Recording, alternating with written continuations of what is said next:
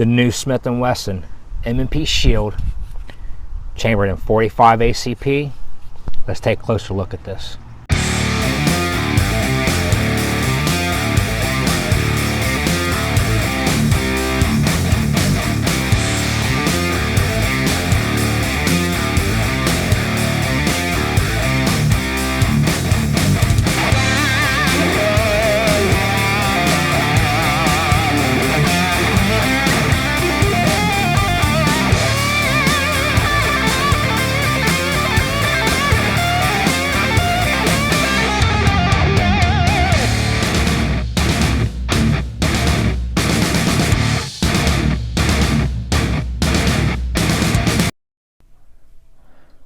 Alright, so here we go. We're going to do the open the box. If you don't already know what the M&P Shield comes in, you're going to get a cardboard box just like they always have came in. Opening the box, nothing special is going to be in here, although right now Smith & Wesson is doing $75 back on a shield, plus the store that I bought it from, which is Roll King, is doing 12% back. On top of, I submitted a 12% back rebate from another gun that I had. So time it's all said and done, after I submit my rebates, I'll have literally like 228 bucks into this gun. So right now until June 30th, it's not just the stores, it's Smith & Wesson. So if you're watching this video, you have till June 30th 2017 to buy either one of these guns. And this is from the manufacturer, okay, not the store. So we'll set that off to the side. You're going to get your gun wrapped in an oily bag.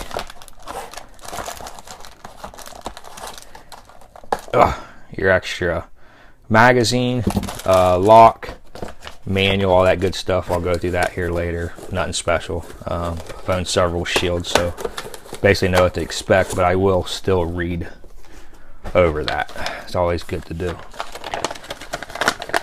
Opening the bag. There it is in all of its glory. The M&P Shield 45. So let's go ahead and function safety test this thing. Okay. It'd be nice if they came loaded, but they don't. So before we get started with the rest of the video, for those who watch my channel know what I am about to do. Okay, get that gun in there, mags, alcohol, and we're just going to give this thing an alcohol bath, and I'll be back once I get this thing completely stripped down and cleaned, and we'll continue on with the video. So just give me 1 second here.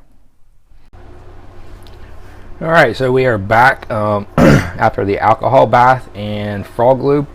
I stripped every part out of this gun, degreased it, scrubbed it, the whole 9 yards, all the way down to the magazine catch and all the pins. So everything has been Froglubed just to give it added protection.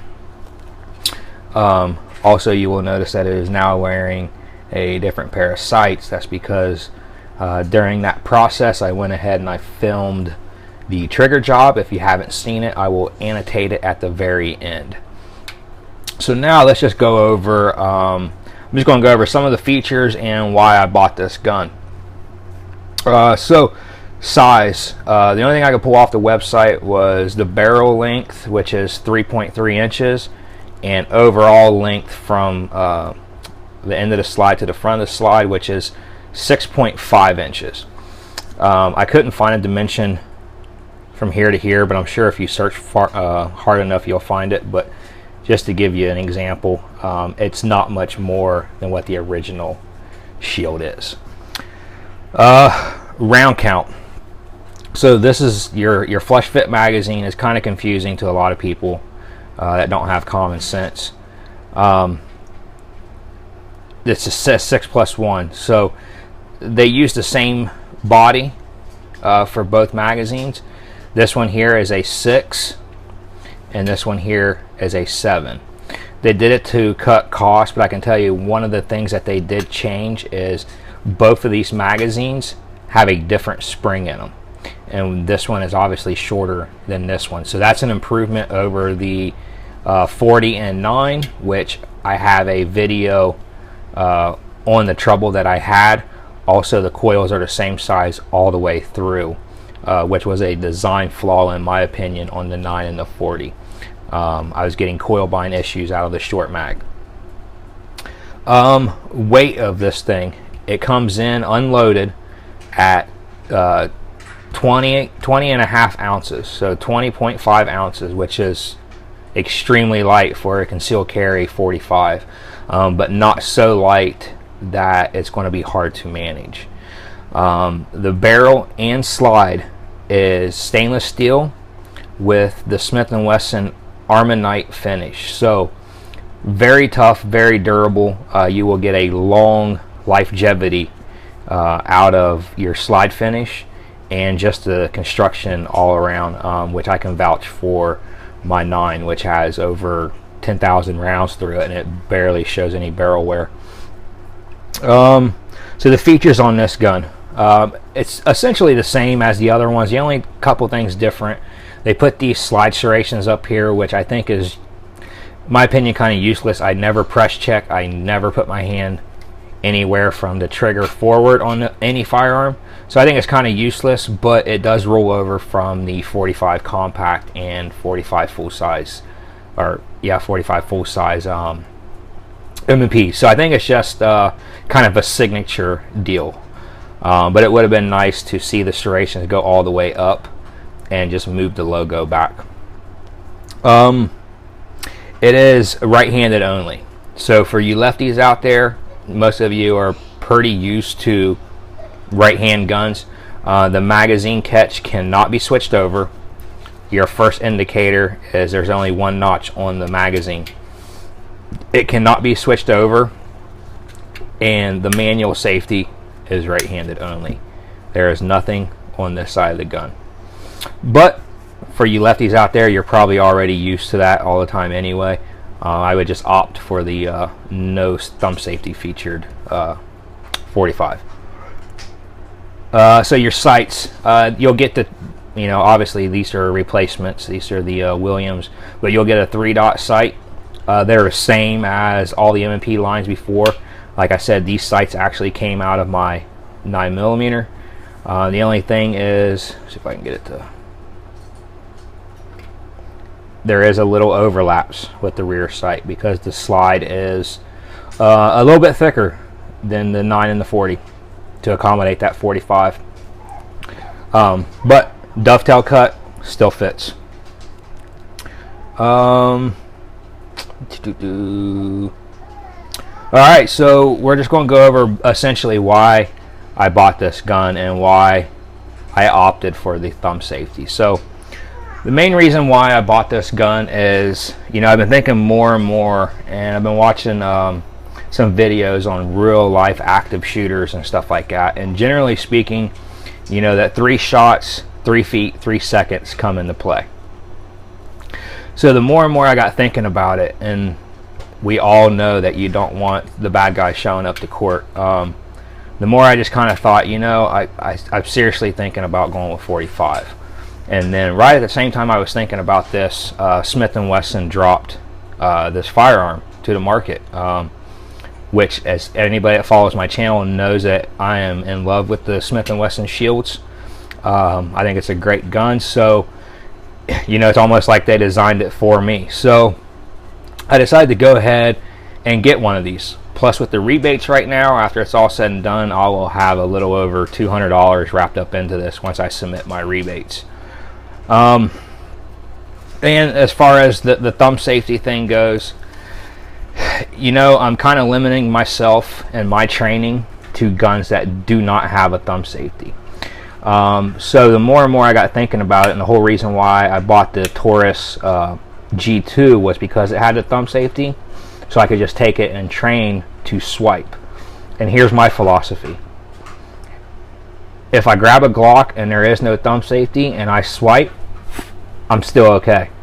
But if I grab a gun, say a 1911 or this gun or a Taurus G2, and I don't swipe, then I'm probably going to lose my life. So I'm going to be training myself to swipe to safety, rather there is one on the firearm or not. And I think this is going to be perfect. Now when I go to carry this gun, I can tell you that I will not be having the safety on, but I'm still going to train to swipe to pull it down just in case. Another feature that they've integrated into this this 45 is a more aggressive texturing on the grip, which, to be quite honest with you, my opinion, I really wish the companies would not try to do this. I know a lot of people are just all in hype about this new texturing that a lot of companies, the Taurus G2, the Mod 2 XD, and now the Shield. This is not going to feel good against your skin. So I will have a solution for that. I am actually going to Talon grip this, which I will have a video coming up about that. Personally, I wish the companies would leave the side panels alone, and if you're going to do the stippling, do it on the front and back straps. But this is just really going to cheese grater your side, no matter how you carry it. So what I wish the companies would do is get with like Talon or Traction Grip or something, and just in the box just throw in a pair of the sandpaper ones and a pair of the rubber ones. That way it comes in the box, and you have the option to either keep it OEM or add the rubber or add the sandpaper due to your liking. But when it comes like this, you're stuck with the way it is. So let's head on out. I have not put one round through this gun yet, so let's head on out and let's put the first couple 100 rounds through this and break this gun in and see what kind of results we get. Today's test ammo is going to be a majority Federal aluminum, some steel case, and we're also going to be testing out different hollow points through the M&P Shield 45. First shots through the 45 M&P Shield.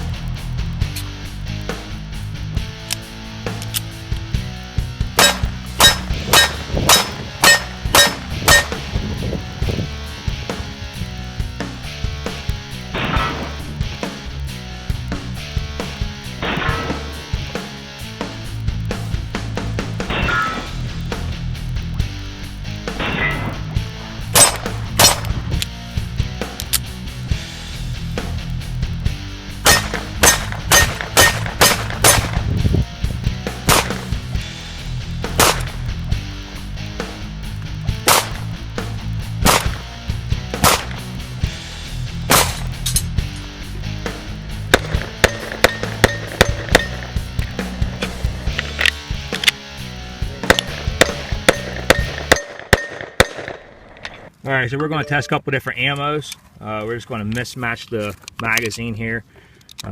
Liberty is going to be the bottom. DRT. We got some Winchester. And we're just going to mix them up here.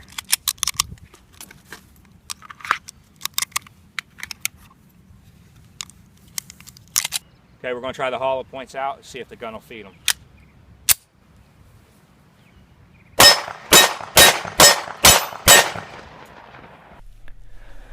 Okay, so final thoughts on the M&P Shield 45. I really like the gun. Shooting, it was very soft recoiling, very manageable. Trigger is excellent. I have really no complaints, except for I did have a couple issues, and I tried to get them on film, but you know how it is.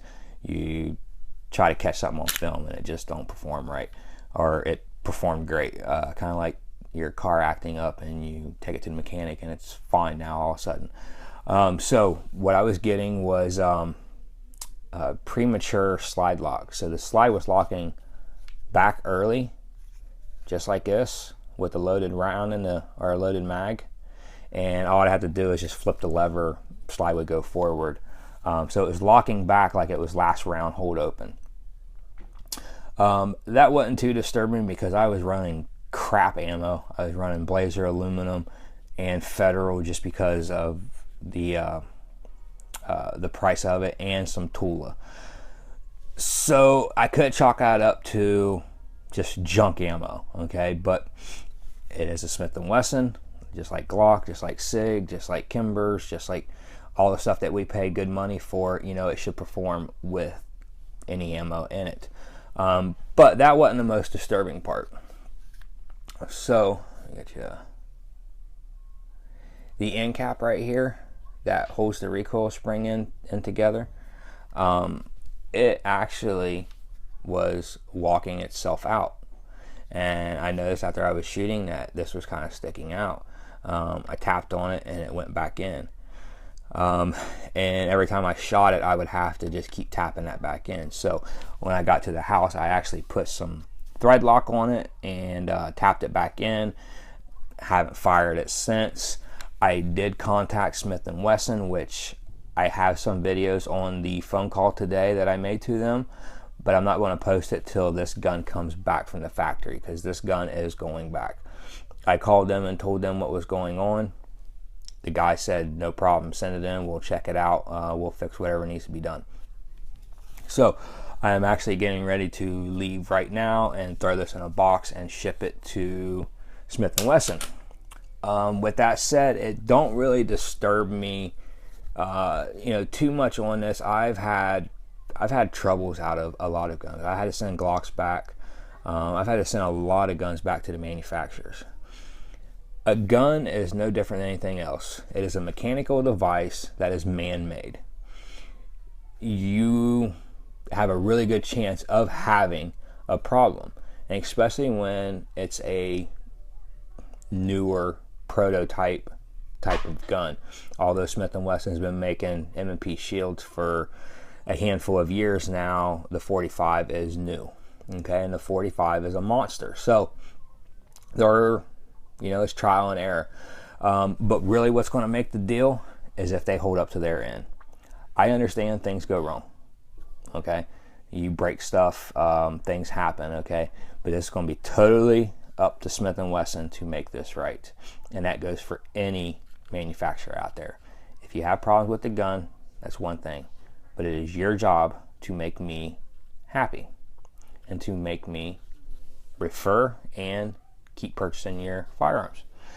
So I have no doubt in my mind that they will take care of it, but I just wanted to inform you guys on the issues because I don't hide anything from you, and as big of a Smith & Wesson fanboy that I am, I'm not going to hide it. So I want to sign off here, and I want to let you know that you can check me out over on Patreon. It's a place where you can help donate to the channel. If you don't know about the crisis right now with YouTube is cutting all the, majority of the fundings to us YouTubers creating content, anything that is what they consider not family oriented, which is firearms. They have dramatically cut our fundings. For small channels like me, it is a huge deal. It's how I buy ammo, camera equipment, stuff like that, just to keep the channel up and going and creating more content for you.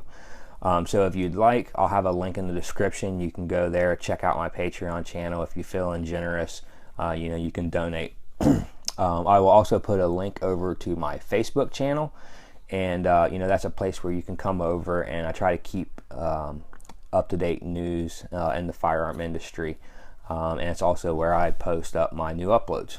So thanks for watching, and I want to encourage you to be performance driven in life and demand greatness.